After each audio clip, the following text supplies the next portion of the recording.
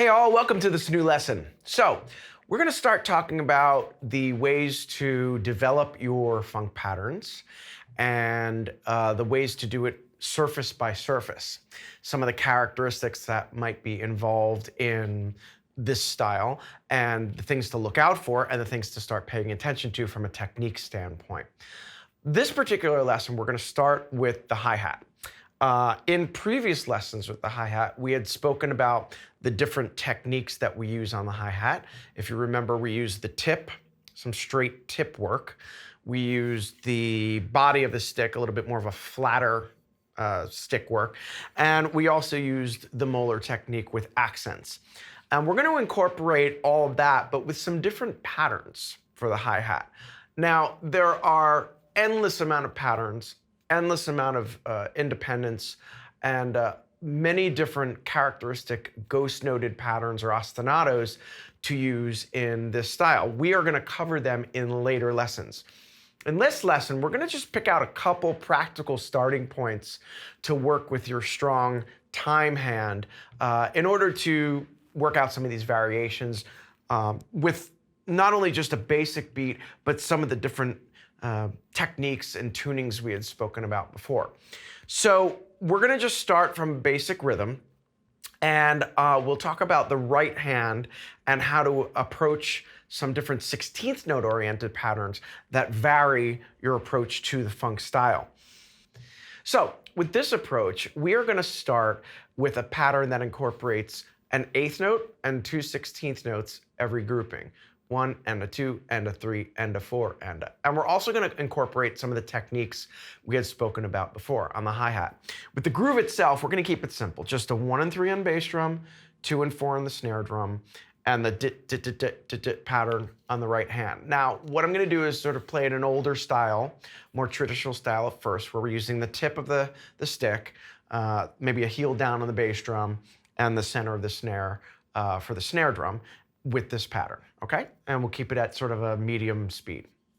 1 and a 2 and a 3 and a 4 and a...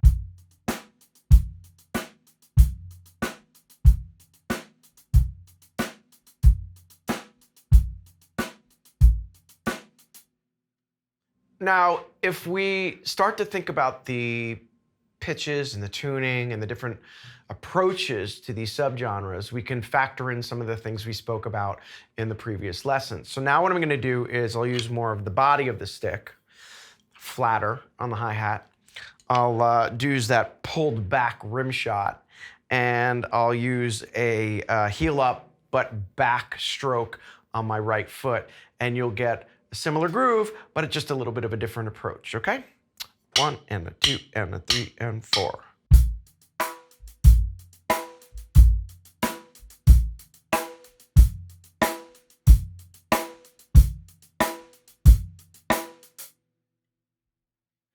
And then finally, you could take the more modern approach where there's a little bit more molar involved with your accents. 1 and a 2 and a 3 and a... accents are on the downbeats. The rim shot will be sort of a similar rim shot, maybe a little closer to the center of the drum. And I'll bury the beater a little bit, and we'll get a little heavier or heftier sound to this groove, okay? 1, 2, 3, 4.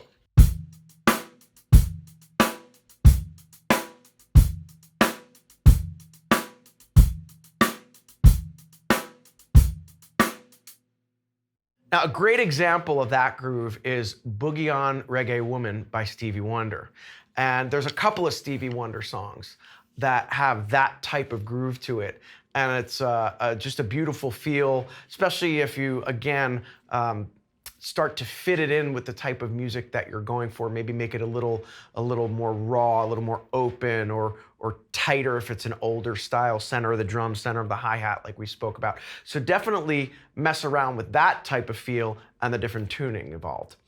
Now, if we go to the opposite grouping on the hi-hat, so 2 16ths and an 8th, you have a 1 EN, 2 EN, 3 EN, 4 EN, and if we go through the different tuning and techniques of the drums like we spoke about, then you'll hear how this one fits in to these subgenres as well.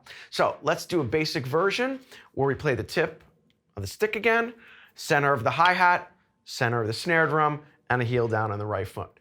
Now what we're doing is 1 EN, 2 EN, 3 EN, 4 EN. No accents at first, straight on the time hand, just to keep it that older style. Okay? 1, 2, 3, 4.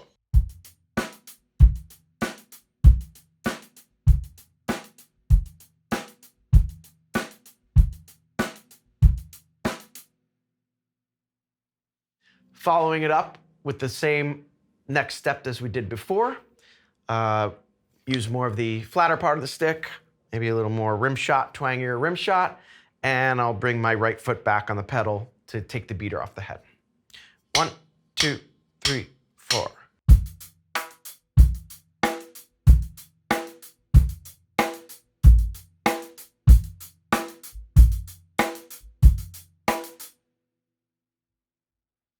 And finally, following it up with a little bit more of a modern approach, where your accent is now on the upbeats. 1 EN, 2 EN, 3 EN, 4 EN.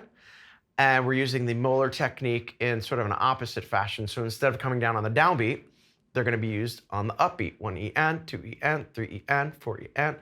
And I'll give you more of a centered type of feel on the snare, and with a rim shot, stronger rim shot, and I'll bury the beater. Okay, here we go. 1, 2, 3, 4.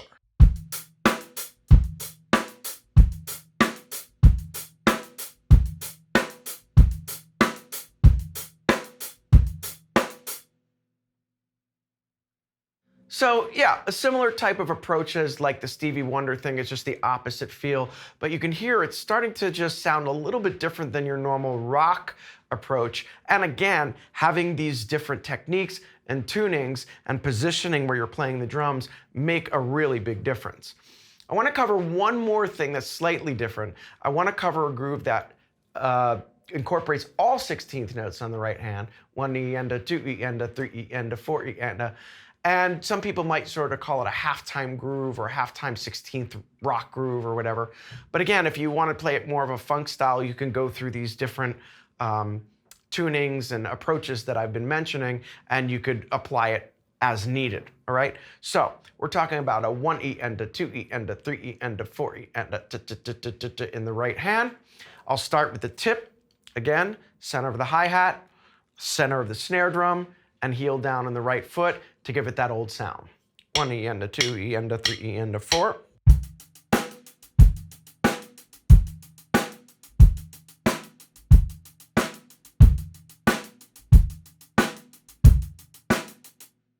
Going on to the next feel we spoke about, full-bodied stick, a little more twangier rim shot, and the heel up, but a little further back on the pedal, okay?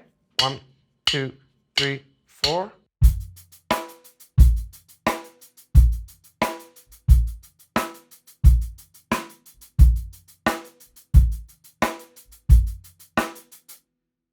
And finally, a little more of the modern approach. Sometimes it falls into sort of some pop music if you're not playing it as hard, but the molar techniques, every other downbeat, or every downbeat I should say, and every other note is the upstroke, and a little more of the center of the drum, and I'll bury the beater a little more. 1, 2, 3, 4.